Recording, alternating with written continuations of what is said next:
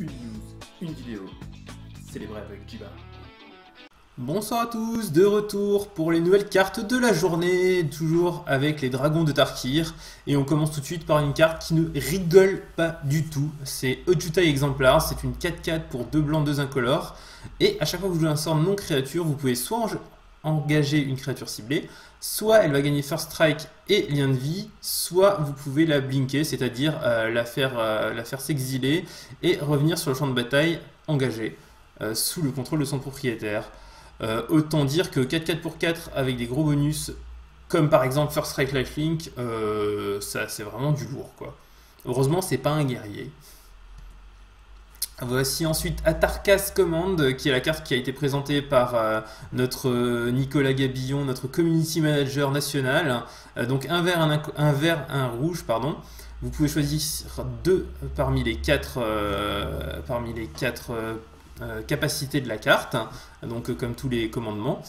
Donc soit vos adversaires ne peuvent pas gagner de vie ce tour-ci, soit 3 dommages à tous vos adversaires, soit vous pouvez poser une carte de terrain en jeu depuis votre main, soit encore toutes vos créatures gagnent +1/+1 et la portée jusqu'à la fin du tour, donc 2 parmi 4. On remarquera que 3 et vos adversaires ne peuvent pas gagner de points de vie, ça ressemble un peu à une carte qu'on a pas mal jouée ces derniers temps, donc il y a fort à parier qu'elle sera très jouée cette carte.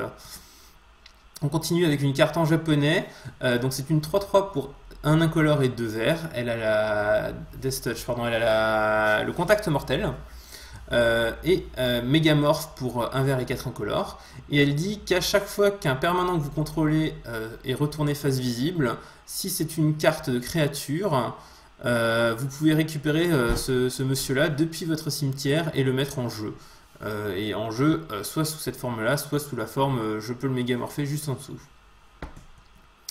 On continue avec Arachne Foremost. Alors là par contre c'est un guerrier et pas des moindres, c'est une 2/2 double initiative pour 2 blancs, 1 incolore. Et quand il entre sur le champ de bataille ou qu'il attaque, un autre guerrier de votre choix gagne la double initiative jusqu'à la fin du tour. Donc des stats très corrects, la possibilité de donner double initiative à 2 guerriers, ça va pas du tout plaisanter dans les decks agressifs ça. On continue avec la carte qui nous a fait s'exclamer par notre champion du monde Guillaume Matignon, je suis amoureux. Anticipate, donc ça ressemble beaucoup à une ancienne carte pour ceux qui connaissent qui s'appelle Impulse. Là pour un incolore et un bleu en éphémère, vous allez regarder les 3 cartes au-dessus de votre bibliothèque, vous allez en prendre une dans votre main et les autres vous allez les mettre en dessous de votre bibliothèque dans l'ordre de votre choix. Un très bon sort pour choisir la carte que vous allez piocher parmi les 3 prochaines. C'est très fort dans combo, c'est très fort dans plein de choses. Une très bonne carte. On continue avec une carte c'est quoi, c'est de l'espagnol ça. C'est une 4/3 pour 4, donc 2 noirs et 2 incolores. C'est un guerrier zombie.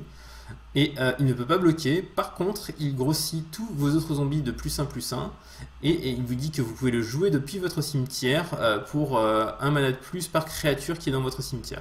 Donc si j'ai bien compris, quand il est seul dans votre cimetière vous pouvez le rejouer directement pour 4, s'il y a 2 autres créatures avec par exemple il faudra le rejouer pour 6.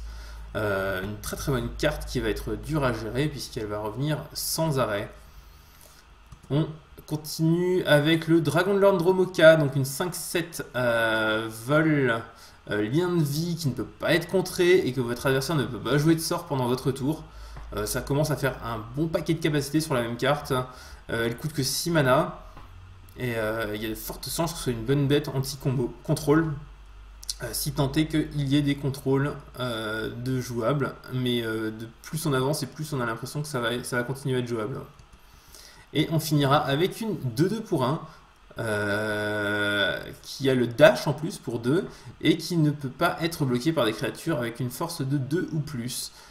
Donc autant dire que c'est une qui ne peut pas bloquer pardon, les créatures avec une force de 2 ou plus. Un très bon 2/2 pour 1. Malheureusement il est légendaire. Donc il n'y en aura probablement pas tant que ça dans la plupart des decks. On le retrouvera plus en cube. Voilà. Donc c'est tout pour aujourd'hui. Demain je pourrai pas faire de vidéo parce que je serai dans l'avion pour Liverpool pour le Grand Prix. Donc on se retrouve lundi soir si je rentre pas trop tard de Liverpool et sinon mardi.